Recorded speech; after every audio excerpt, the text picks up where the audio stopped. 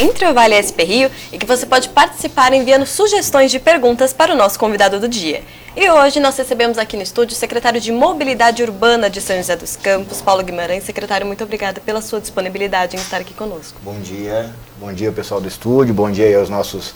Eu costumo falar ouvinte, mas são telespectadores, né? Meio que internautas. Então, um prazer estar aqui com vocês. Bom, e quem me acompanha aqui na mesa é o jornalista Douglas Cruz. Muito obrigada, Douglas. Bom dia, Thaís. Bom dia, secretário. Bom, e vamos começar falando já de um assunto que está movimentando a cidade, né? Que foi lançado recentemente o projeto da Linha Verde, que liga as regiões sul e leste da cidade por meio de um transporte rápido de massa. Secretário, você pode nos adiantar quando é que deve ser publicado o edital para a obra? Quais são as expectativas? Na verdade, a gente tem algumas fases que precisam ser cumpridas, né? A gente ontem disparou mais duas etapas, vamos dizer assim, desse projeto. Primeiro foi a aprovação na Câmara de Vereadores, porque, para as pessoas entenderem, o projeto da Linha Verde é um projeto que contempla a aquisição de parte do que a gente chama de linhão, que é aquela faixa de terra que tem mais ou menos uns 110 metros de largura, que corta a cidade desde a zona sul, passa pela região central e vai até o final da região leste. Ela tem 110 metros e a prefeitura está adquirindo ali entre 25 e 30 metros dessa faixa. Então a gente fez a proposta, assinou um memorando de intenções com a CTEP, que é a proprietária dessa faixa, né, que é a responsável pelas redes de transmissão de energia, e agora, ontem, a Câmara de Vereadores aprovou por unanimidade a autorização para que a prefeitura avance nessa negociação. Como é que a gente está fazendo essa negociação? A prefeitura está fazendo um aporte de 7 milhões de reais para aquisição dessa área e vai fazer uma isenção de 5 anos de IPTU para a responsável, que é a CTP, que é responsável por pagar esse valor. Quanto é que está saindo para a prefeitura? A gente está adquirindo uma área que tem um valor de mercado de R$1.000 o metro quadrado, e nessa conta de um aporte da prefeitura versus a isenção de IPTU, está saindo para a gente por mais ou menos R$150 o metro quadrado. Então, para o município, do ponto de vista econômico, foi uma grande vantagem. E também do ponto de vista de desenvolvimento, né? É uma grande faixa que vai ser uma faixa de transformação, tanto urbanística quanto de transporte público para a cidade.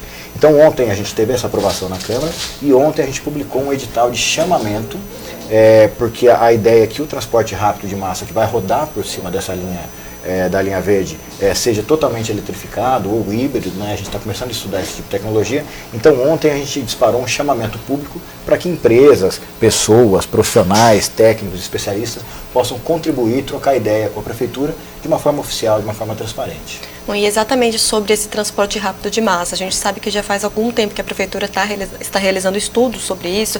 Anteriormente o prefeito nos falou que até junho isso estaria definido. A gente já tem uma definição de qual deve ser esse transporte rápido que vai atuar na cidade?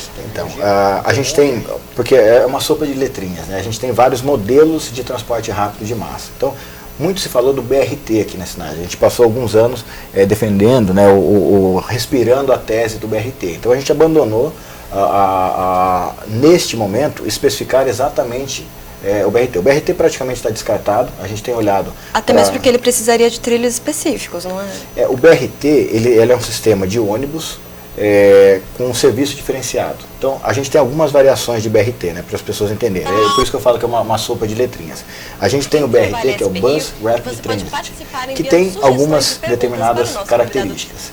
A gente tem um outro conceito que também usa ônibus, chamado BRS, que é o Bus Rapid Service, que tem um pouco de diferença com relação às estações do BRT. E a gente tem um outro modelo, que é o BHLS, que é o Bus High Level Service, que é um outro modelo também. Então, a gente ainda não está desenvolvendo esse modelo. O que a gente tem acreditado, falando do veículo especificamente, é no VLP, que é o veículo leve sobre pneus. Porque os trilhos, para a área urbana, ele lacra demais a operação. Então, toda vez que a gente precisa fazer uma alteração numa operação de transporte público que é baseada em trilhos, a gente tem muita dificuldade, é praticamente impossível fazer essa alteração. Então a gente está acreditando muito no sistema de pneus, a gente já deu uma olhada aí fora do Brasil, inclusive as tecnologias que tem disponíveis e tal, então a gente está acreditando muito nisso. Então a sopa de letrinhas do momento é o VLP, que é o veículo leve sobre pneus, que aí vai ser por biodiesel, por gás, por eletromobilidade, aí a gente vai definir essa tecnologia ainda. Definição oficial sai até quando? Então, a nossa ideia agora, a partir desse chamamento, a gente consiga aí nos próximos 60 dias receber essas contribuições de empresas, de especialistas, para a gente realmente definir esse modelo. Então, a princípio, o que está mais em pauta é esse VLP, que é um modelo parecido com o ônibus, né? Ele lembra muito o ônibus, mas é muito mais moderno, muito mais atual do que o BRT, que é aquele modelo pesado, daqueles ônibus grandes. Então, a gente está nessa fase agora. Bom, e a expectativa é de que a finalização do primeiro trecho da linha verde coincida com o período de elaboração do novo contrato de transporte público, né? Quais são as mudanças que os senhores já sabem que esse contrato deve conter? A gente está trabalhando, né, o novo sistema de transporte público. Hoje a gente tem um sistema que é totalmente baseado em ônibus, né, com 3 empresas, dividido em 3 lotes, e a gente tem algumas características. Então é um sistema totalmente tradicional. A gente tem uma característica de transporte público aqui na cidade que a gente chama de radiocêntrico. São linhas que vêm do bairro para o centro, do centro para o bairro. Então provavelmente a gente avança no modelo de tronco-alimentação, a gente ter um sistema que funcione de forma complementar e híbrida. O que isso quer dizer? Provavelmente a gente vai ter um sistema tradicional nos grandes corredores, né, com ônibus maiores, com maior capacidade, e sistemas alimentadores. E aí vem a grande inovação que o São José está trazendo. Os sistemas alimentadores podem ser por ônibus, podem ser por vans, podem ser por bicicletas, por patinetes, e para a gente possibilitar isso, a gente está pensando em um novo sistema de bilhetagem eletrônica. Então a ideia é que eu consiga ter um sistema central, né, que a gente possa, no futuro, em vez de ter o Vale Transporte para as pessoas, ter o Vale Mobilidade, onde você vai conseguir, numa plataforma única, usar a sua carteira virtual, aquele dinheiro que você tem hoje no cartão do Vale Transporte, que você possa usar para pegar um táxi, para andar de bicicleta, para usar um patinete, para usar um ônibus, para usar a van. Então a ideia é que a gente tenha um sistema de pagamentos e de tarifa totalmente integrado, com vários modais sendo agregados ao longo do tempo. E quando for assinada essa nova concessão, certamente as empresas terão que colocar na ponta do lápis a concorrência com os aplicativos de transporte. Uber 99, Cabify, eles diminuíram cerca de 7% dos passageiros do ônibus, segundo a própria prefeitura. Quase 7%, né? Como a prefeitura vê essa concorrência e esses aplicativos serão integrados nesse sistema? Isso, a ideia é justamente essa, né? A gente entende que a mobilidade, de uma forma geral, no Brasil, ela está passando por uma mudança significativa, né? Então a gente está, o próprio aplicativo, né? Para a gente ter uma ideia, os aplicativos começaram a operar aqui em São José de forma irregular em novembro de 2016 e foram regularizados em maio de 2017. Era uma modalidade que não existia, no meio de 2016 não existia aplicativo aqui na cidade. E hoje os aplicativos estão chegando muito próximo ao faturamento, por exemplo, das empresas de ônibus. A gente tem um faturamento, por exemplo, no mês de maio, as empresas de ônibus faturaram 17 milhões de reais e os aplicativos 12 milhões.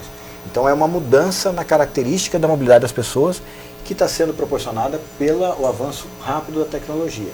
Então o grande desafio agora para esse novo edital é justamente agregar essas tecnologias e tornar um edital, porque um edital de concessão de transporte público, ele geralmente é de médio e longo prazo.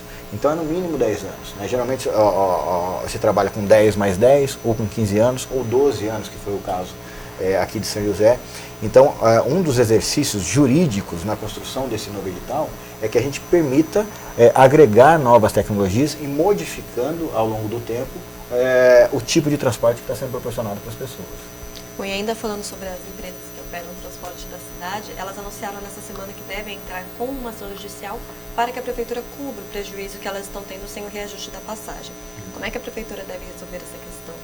Então, na verdade, toda vez que a gente tem a judicialização de um processo e a tarifa atual vigente, se quiser, está sob liminar da justiça, a gente precisa aguardar as decisões da justiça, porque a justiça ela é diferente na engenharia, que a gente tem uma fórmula e calcula 2 mais 2 com 64. Toda vez que a gente tem uma intervenção jurídica, né, uma intervenção da justiça, tudo pode acontecer. Né? A quantidade de possibilidades são inúmeras. Então a gente procura não ficar traçando vários cenários. Né? A gente aguarda a decisão final da justiça, aguarda essas empresas que têm todo o direito de pleitear na justiça o que elas bem entenderem, né? Pedir, todo mundo pode pedir qualquer coisa a qualquer momento. Então, assim que a gente tiver movimentações de decisões na justiça, a gente adota os procedimentos necessários. Então, para agora, não tem nada que a gente está trabalhando para poder se blindar, enfim.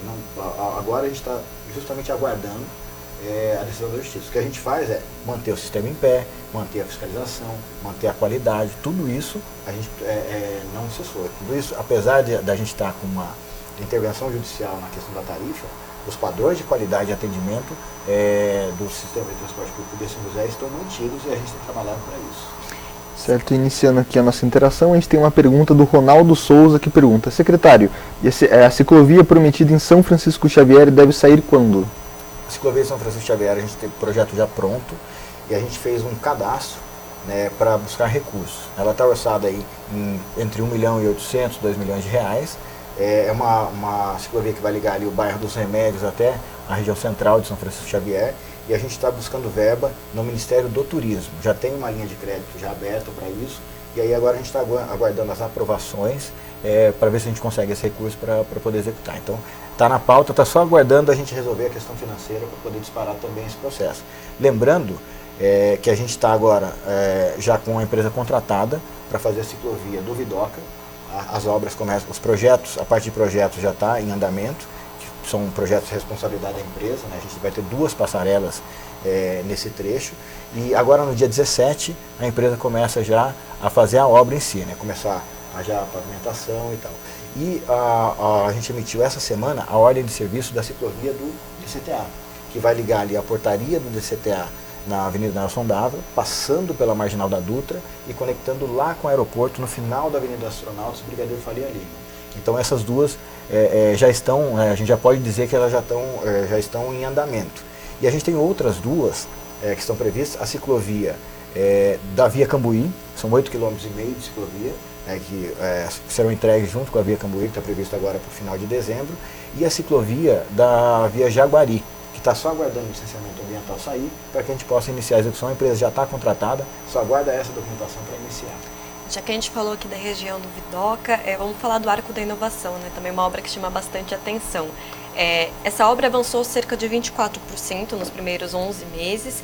Eu gostaria de saber se o senhor acredita que em 6 meses é possível que a obra avance os 76% que ainda é necessário, ou o senhor acredita que deve ter um ampliamento nessa previsão de entrega?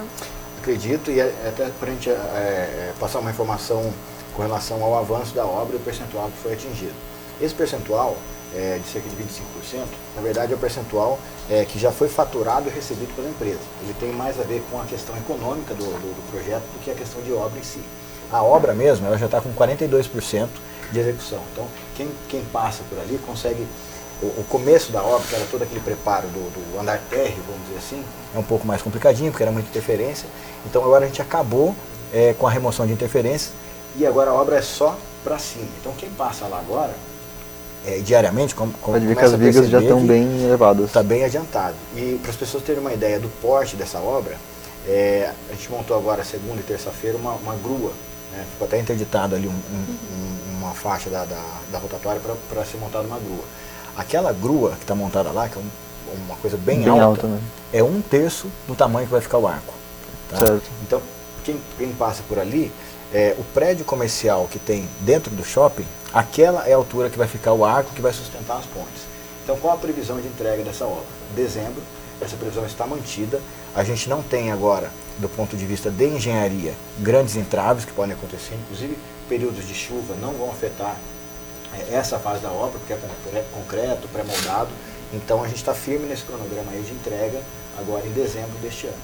Bom, e caso semelhante ocorre na Cambuí, né, que ela está com um percentual abaixo do que era esperado para ser concluído no mês de outubro. Quando que o senhor acredita que deve ocorrer a entrega? E falar um pouquinho também sobre a importância dessa obra. A Via Cambuí também está com entrega prevista para dezembro. A princípio esse cronograma está mantido. É um cronograma um pouco mais complexo que a obra do Arco da Inovação, porque envolve pavimentação e ainda tem uma parte de movimentação de terra. Então isso pode ser afetado com um eventual período de chuva. Então, finalzinho do ano, né, a partir de outubro, a gente começa a entrar de novo no período de chuva e isso pode atrapalhar um pouco. Mas a princípio o cronograma está mantido também para dezembro deste ano. Ela faz uma ligação muito importante da região sudeste com a região leste e região centro da cidade. Então é uma nova alternativa, né? A gente tem principalmente ali a Avenida João Rodolfo Castelli, a Avenida Astronautas, com sobrecarga em determinados momentos. Então ela é uma alternativa, inclusive para a conexão das rodovias Tamoios, Carvalho e o sistema Carvalho Pinto, Ayrton Senna, com a região central da cidade. Então é uma obra muito importante que também leva desenvolvimento para aquela região, né? Então, a gente tem região leste, região sudeste, que são vetores de crescimento da cidade. A sudeste teve um adensamento muito grande nos últimos tempos, né? Setiville, Santa Júlia, o próprio Pinheirinho dos Palmares, né, com 1.500 famílias que foram para lá. Então são vetores de crescimento da cidade. E a Via Cambuí visa justamente estruturar, né, faz parte da infraestrutura necessária para a gente ter esse crescimento sustentável na região. Certo. Secretário, o prefeito Felício Chamuti disse inclusive aqui que assim que a obra da Via Cambuí tivesse trechos liberados, prontos na verdade, a prefeitura ia começar a liberar esses trechos antes da obra inteira ficar pronta, com cerca de 5 a 6 meses aí perto do final. Já tem previsão de liberação de algum trecho? Tem um trecho que não é exatamente lá na Via Cambuí, mas faz parte do Complexo Cambuí, que é o prolongamento da rua Sargento Nakamura, ligando. Sargento Nakamura é ali aquela rua do Hospital Municipal. A gente tem a Avenida JK, ela é paralela à Avenida JK. E quando você chega em frente ali a Regional Leste da Secretaria de Manutenção da Cidade, ela não tinha continuidade, né? Então ela vai ter uma continuidade agora para conexão com a Avenida JK. Isso deve ser liberado para trânsito agora nos próximos dias, coisa de uma semana, 10 dias a gente libera. E tem um outro trecho que deve ficar pronto mais rápido, que talvez, aí a gente vai avaliar do ponto de vista de segurança, se a gente consegue fazer essa liberação, que é o trecho da região da Vila Industrial até em frente à igreja da cidade. Certo. Então, as pessoas que precisam ali... Tipo, passa por cima da Dutra ali. Isso, o viaduto está pronto já, as conexões de cabeceira já estão sendo terminadas, a parte de terraplenagem já concluiu. Então, esse trecho deve ser liberado, né? Se ele tiver condições de segurança, esse trecho deve ser liberado aí, coisa de 60 dias, mas isso não é uma certeza, isso é uma expectativa que a gente tem de fazer essas liberações parciais, principalmente porque ali é um grande polo gerador, né? Os dias de culto, né? Tem muita atividade ali na região da igreja, a gente tem a TI, que é uma empresa automotiva que tem ali também, que usa desse acesso. A gente tem o Instituto Federal, que é logo ao lado, né? Que é um instituto de ensino, que também se utiliza ali. Tem a própria escola dentro da igreja da cidade, que também tem bastante demanda, então a gente está trabalhando com essa possibilidade. Tá certo. E secretário, agora vamos falar sobre mais obras. Tem uma obra acontecendo, que vai acontecer na verdade a partir do dia 15, na rua Coronel Monteiro, ali no centro da cidade. Ela deve começar nesse dia 15.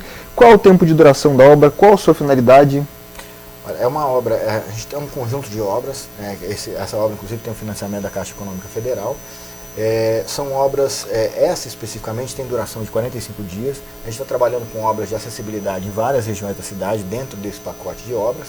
Tem ali a Praça Anchieta, que a gente vai fazer toda uma remodelação visando segurança do pedestre. A gente tem um prolongamento de uma ciclovia na João Batista Soares, que é a Estrada Velha ali, né? A continuidade ali, esticando aquela ciclovia que termina.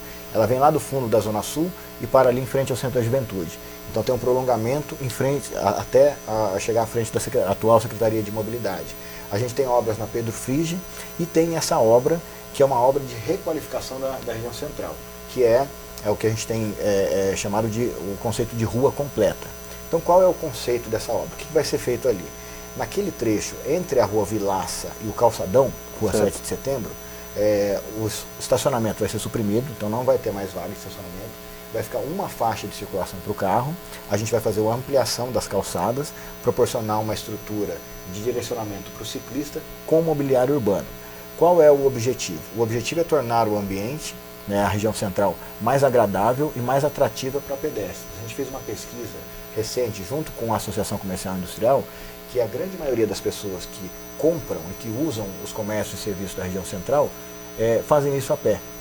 Então, a gente está restringindo um pouco o espaço do veículo para poder incentivar que as pessoas utilizem mais o transporte público e façam essa circulação de forma a pé na região central.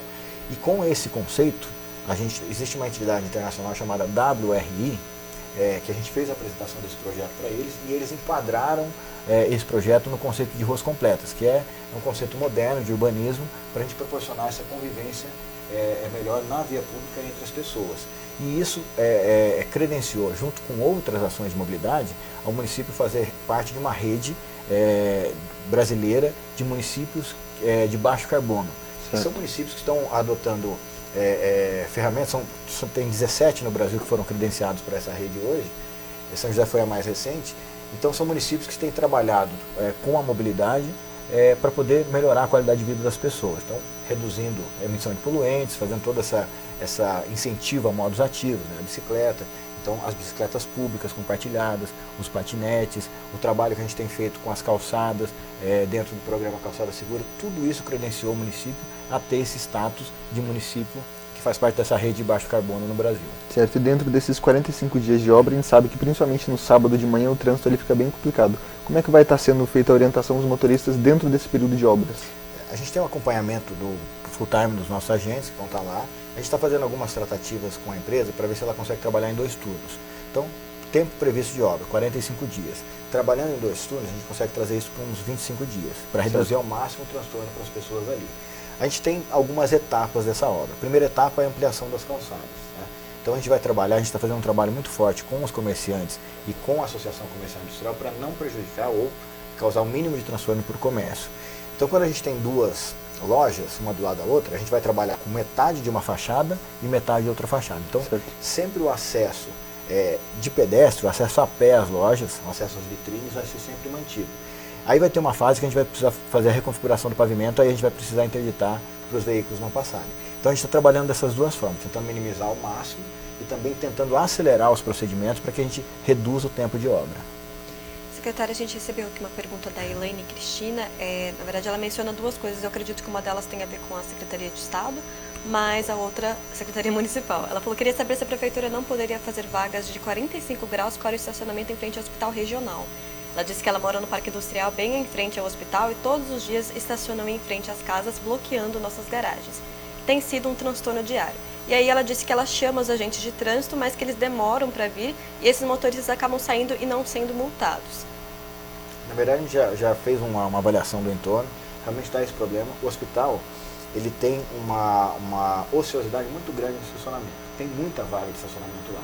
Só que como é cobrado, é um valor cobrado, não é barato, fez parte da concessão do estacionamento, enfim, é do governo do estado, as pessoas acabam não estacionando lá dentro para não ter que pagar o estacionamento.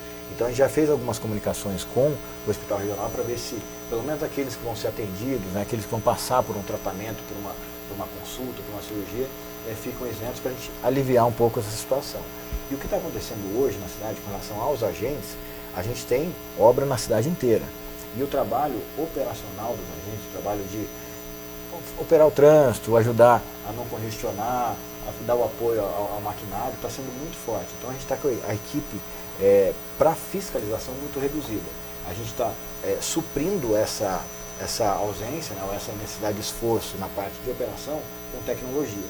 Então, a hora que a gente ter esse planejamento que ia demandar demais os nossos agentes de trânsito para a parte operacional, a gente avançou com tecnologia, então a gente ampliou a fiscalização por câmeras, implantamos o veículo que faz a fiscalização de estacionamento, isso liberou 12 agentes, né, um carro hoje que faz aquela fiscalização, aquele carrinho que tem as câmeras em cima, um carro faz o trabalho de 12 agentes.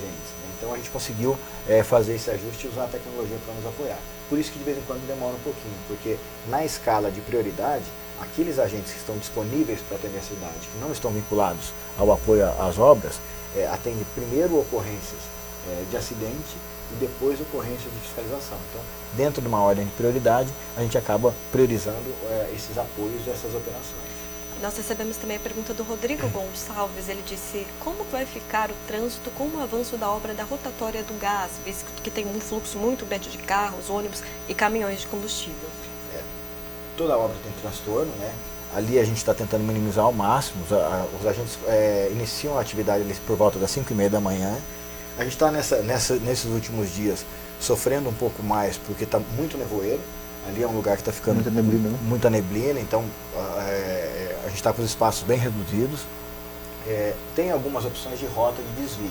Então, por exemplo, a região do Novo Horizonte, quem deseja ir para o centro, tem a opção de, ao invés de passar ali pela rotatória, fazer caminhos alternativos, sair ali pela região do Santo Inês e desviar, pular esse trecho da obra. Anda um pouquinho mais, mas não fica preso ali, não passa pelo transtorno de obra.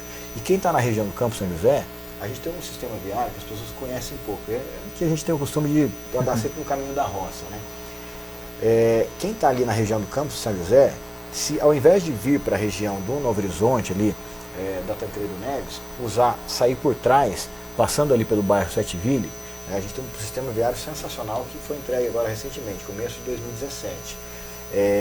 Liga a região do Santa Júlia, da região do Santa Júlia já consegue pegar a Avenida Mário Covas e rapidinho chegar na região central. Então, para quem sai daquela região e vem para a região central, a gente tem essas duas opções de rota de desvio. Para aquelas pessoas que precisam ali, vão no comércio, ali tem supermercado na Tancredo Neves, enfim, ali vai acabar passando por um transtorno. Essa obra está prevista ali para ser entregue entre março e abril do ano que vem, a gente está trabalhando com esse cronograma e sugerindo rotas alternativas e mantendo os agentes sempre ativos lá para tentar minimizar, mas obra não tem jeito, a gente tenta minimizar, mas sempre tem esse transtorno de obra mesmo. Certo, secretário, recentemente a Prefeitura divulgou um balanço que houve uma diminuição de cerca de 18,5% nos atropelamentos da cidade. A que se deve essa redução? É um trabalho que vem sendo feito, né? A gente teve reduções muito grandes de 2016 para 2017, número de acidentes, coisa da ordem de 40% de redução, com a reestruturação do trabalho que é feito. Então a gente atua, do ponto de vista de segurança de trânsito, em 3 frentes que são bem características. A gente atua na engenharia. Então o que é a engenharia? É a gente proporcionar uma sinalização adequada, ter tempos de semáforos bem dimensionados, ter geometria, pequenas obras que contribuam para a segurança no trânsito. A gente tem a parte de educação, e isso foi uma reestruturação que a gente fez, né? A parte de educação para o trânsito especificamente ficou abandonada na gestão passada, a gente retomou isso. Então a gente completou o segundo passo, né, da segurança no trânsito. E por último, a fiscalização, que a gente fez todo um sistema de abrangência da fiscalização, a próprios equipamentos eletrônicos têm contribuído para isso. Então eu atribuo a isso, a um trabalho integrado nessas 3 áreas. E agora, mais recentemente, né, o 18,5% é referente aos últimos 3 meses, comparado com o mesmo período do ano passado. A gente lançou há 90 dias atrás, 90, 100 dias atrás, o programa hashtag Sinal de Gentileza, que tem como objetivo principal, eu vi até ali na entrada ali, tem a mãozinha, né? O objetivo principal é resgatar essa relação de convivência entre as pessoas. A gente está partindo do relacionamento entre o pedestre e o motorista, né? E a gente tem usado o sinal de gentileza, que é o sinal da mãozinha, justamente para representar isso, né? O pedestre pedindo passagem, o motorista dando passagem e o pedestre agradecendo, né? São sinais que a gente faz com a mão que vão melhorando essa convivência. A partir do momento que a gente melhora esse tipo de convivência, a gente vai tendo outros ganhos, que são ganhos de cidadania. E aí a pessoa pensa 2 vezes para exceder um limite de velocidade, a pessoa começa a pensar 2 vezes para atender um celular enquanto está dirigindo. Então tudo isso, todo esse trabalho contínuo, integrado com várias frentes, vem contribuindo para a gente ter esses resultados que são muito bons aí do ponto de vista de segurança. E agora falando de outro assunto que é ligado até aos atropelamentos, a gente viu várias cidades do país regulamentando o serviço de patinetes elétricos e também recentemente a vereadora Dulce Rita chegou a colocar um projeto, tirou de pauta. Como é que a prefeitura vê os patinetes elétricos? Ela tem algum projeto de longo prazo para esses veículos? O assunto é muito novo, né? E, inclusive países que estão mais avançados do ponto de vista cultural que o nosso, a Europa, também tem discutido e também não estão entendendo muito bem como vai ser a inserção desse tipo de veículo no meio urbano. O que a gente optou por fazer aqui em São José? A gente optou por não criar regras e não tentar ficar prevendo o futuro. Certo. Então, como é um assunto de inovação, inovação se faz com tentativa e erro. Tá? É diferente de um projeto de engenharia, que você tem aí todo um planejamento, começo, meio e fim. Toda vez que a gente mexe com inovação, é tentativa e erro. E o que a gente está fazendo aqui em São José é justamente isso. A gente está acompanhando, né? A gente tem todo um sistema de informações que vem das empresas que operam aqui em São José, então a gente vai fazendo esse acompanhamento. O que dispara algumas ações. Por exemplo, vamos precisar restringir os patinetes de andar nas calçadas? Essa é uma das dúvidas que pairam sobre esse assunto. A gente ainda não tem indicadores que direcionem uma política pública nesse sentido. O que seriam esses indicadores? Quantidade de reclamações das pessoas, as pessoas reclamando do patinete, né, não querendo mais o patinete operando em São José, então esse seria um indicador. A gente não tem esse indicador aqui. Certo. Eu tenho um indicador ao contrário, as pessoas querendo mais, querendo que amplie, querendo que coloque mais, querendo que coloque em outras regiões. E o segundo indicador é o indicador de segurança, né? A gente tem um privilégio aqui em São José de todo o atendimento de trauma passar pelo hospital municipal, mesmo quem tem convênio. Se você se machuca na rua, você é levado para o hospital municipal e de lá direcionado para o hospital particular. Então a gente tem uma base de informação e de dados muito grande com relação a isso. E eu não tenho ainda no hospital municipal, o doutor Danilo, que é um médico de carreira, que é o atual secretário de saúde, a gente conversa muito sobre isso, e ele vem do setor de trauma, então a parte de prevenção, ele gosta muito, atua muito nessa área. Não temos indicadores de saúde, né, especificamente com relação a trauma, que demandem esse tipo de ação por parte da prefeitura. A mesma coisa o capacete, por exemplo. Não existe um consenso mundial, né, não estou falando aqui do Brasil nem de São José, estou falando mundial com relação à efetividade do capacete. O que a gente acredita? Quanto mais regra você coloca, mais você inibe a atividade. E a gente tem um outro perfil aqui nessa administração, que é incentivar as atividades, incentivar o mercado, incentivar essas ações que vão acontecendo aí ao longo do tempo. Então, a princípio, do ponto de vista do Poder Executivo, é lógico que o Legislativo, a vereadora, tem uma outra visão e a gente tem que respeitar, a gente tem que trazer para o debate isso. Mas, do ponto de vista da Prefeitura, do Poder Executivo, não temos grandes alterações, não temos, a gente não tem enxergado o patinete como um problema, e sim como uma coisa legal para a cidade, que foi abraçada pela população. Secretário, só para a gente voltar um pouquinho para o tema de transporte coletivo antes de fechar, no projeto que permite à Prefeitura prorrogar os contratos da CS Brasil, da Expresso Maringá até fevereiro de 2021, junto com o da Sanspena, a oposição disse que o texto final criou brechas para a Prefeitura adotar medidas como reduzir o tamanho dos ônibus ou acabar com os cobradores. A base aliada falou que não era bem assim, né? O senhor garante que até fevereiro de 2021 a Prefeitura não vai propor ônibus sem cobradores ou a redução do tamanho dos veículos? Sim, isso aí na verdade foi uma mentira que foi colocada inclusive para a classe trabalhadora num momento muito delicado, né? A gente, essa época, uma época de dissídio coletivo da categoria, onde os trabalhadores discutem com as empresas o reajuste salarial, o benefício, essa coisa toda. Então foi colocado isso de uma forma, né, pela oposição, para tumultuar o processo. Então, o que aconteceu? Né, para as pessoas entenderem, a gente tem 3 lotes de transporte público operando na cidade. A gente tem 3 empresas. A Expresso Maringá, a CS Brasil e a Sanspena. Quando foi feita a licitação lá atrás desses lotes, né, quem é um pouquinho mais antigo, acho que vocês não lembram dessa época aqui ainda, mas quem é um pouquinho mais antigo na cidade, lembra que a gente tinha 3 empresas, que era a São Bento, a capital lembro, sim. Ônibus azuis. O passezinho de papel, então a gente tinha São Bento, a capital do Vale e a Real, né, que operavam aqui, que eram do mesmo dono. Essas empresas, né, esse empresário, ele não pagava direito trabalhista para os funcionários há muito tempo. Então tinha uma dívida enorme com relação aos direitos trabalhistas dos funcionários. Quando foi disparada a licitação dos 3 lotes, um desses lotes sofreu uma intervenção judicial. Então foi nomeado um interventor, ele veio para cá com a missão de fazer o leilão, leiloar os ônibus, leiloar a garagem e quitar os débitos trabalhistas. Como isso aconteceu, houve uma intervenção judicial, 2 lotes prosperaram e um lote ficou travado por conta dessa intervenção judicial. Qual o resultado disso no final? A gente tinha 2 contratos se encerrando agora em fevereiro de 2020 e um terceiro contrato, que é da empresa Sanspenha, se encerrando em abril de 2021. Para a gente fazer agora a nova licitação, a gente tinha 2 opções. Ou uma opção era prorrogar esses contratos e fazer uma licitação única, né, ou conviver com um ano e pouco, com 2 sistemas. E isso ia ser muito ruim, porque como a gente está fazendo uma proposta de um novo transporte, de um sistema inovador de transporte público, inclusive envolvendo novas modalidades de bilhetagem eletrônica, de meios de pagamento, qual era o resultado disso lá na frente? A gente ia ter 2 empresas novas funcionando num sistema antigo, ou ia ter 2 empresas novas com sistema novo e uma velha funcionando com o sistema velho, ou ia ter que tentar adaptar a empresa velha no sistema novo, ou seja, é uma coisa que ia trazer muito prejuízo para o município, para a prefeitura e para o cidadão, né, que ia ter que conviver com 2 sistemas de bilhetagem, enfim, era um grande problema que está sendo resolvido. O que foi feito?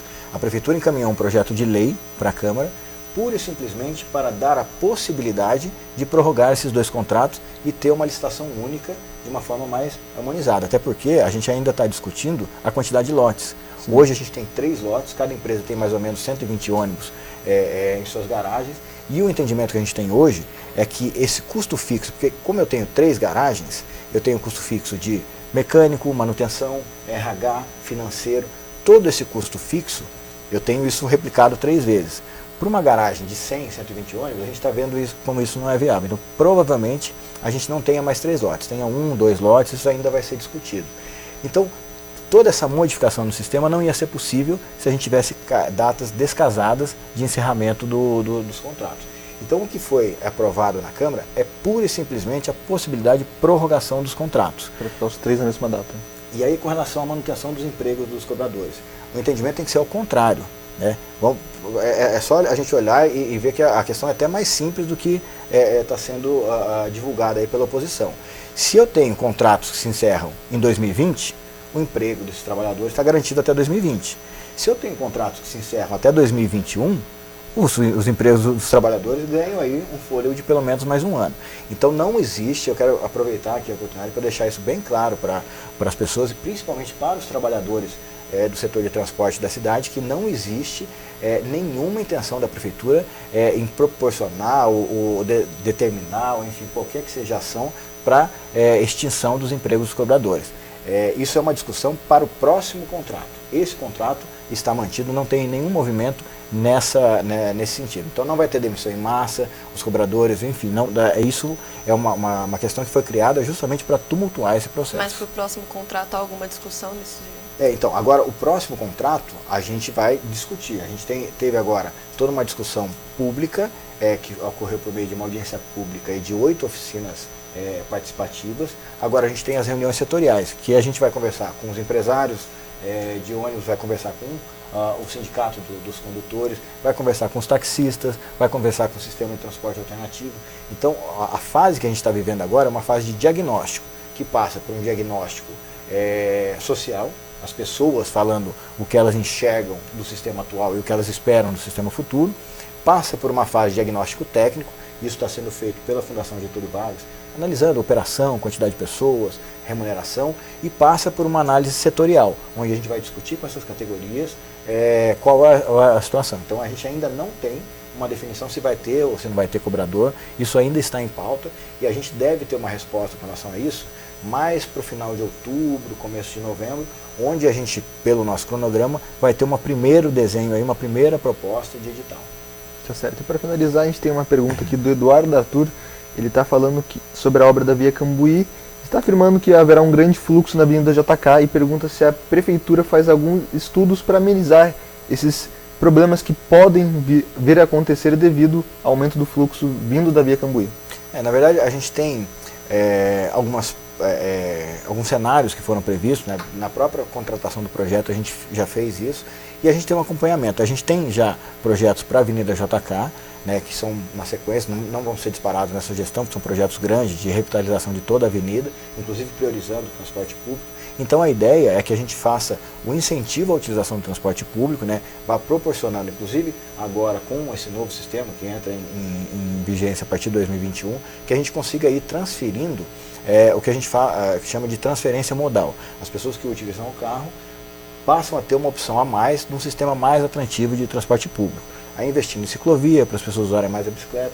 Então a gente tem trabalhado essas várias frentes e o trânsito ele sofre a influência de muitos fatores, não só da modificação do sistema viário. Fatores econômicos contribuem também para a questão do trânsito. Quanto melhor está a economia, mais deslocamentos a gente tem. Então tudo isso vai sendo monitorado e vai sendo acompanhado. A gente tem uma equipe técnica muito forte na Prefeitura, né? A gente tem muitos servidores de carreira que já tomam conta desse assunto já há bastante tempo, então eu confio bastante na equipe técnica e confio também nas soluções que a gente consegue proporcionar aí para as pessoas. Secretária, nós estamos chegando ao final do nosso programa. Eu gostaria de te agradecer novamente pela disponibilidade em estar aqui conosco. Obrigado, agradeço a oportunidade aí, obrigado. É sempre importante a gente poder ter esse cara a cara com as pessoas, eu acho muito legal participar aqui, estou sempre à disposição, sempre que precisar, estarei sempre a postos aqui. Douglas, gostaria de acrescentar alguma coisa? Secretária, agradecer e ressaltar que as portas da SP Rio e do Jornal Vale estão sempre abertas aí para falar com a população. Legal, muito obrigado. Bom, eu quero também agradecer a você que nos acompanhou, interagiu pelas redes sociais e te lembrar que a gente se encontra de novo na próxima semana. Até mais!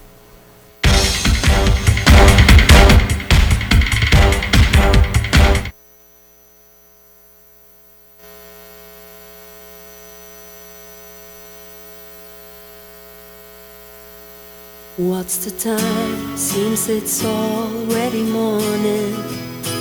I see the sky, it's so beautiful and blue.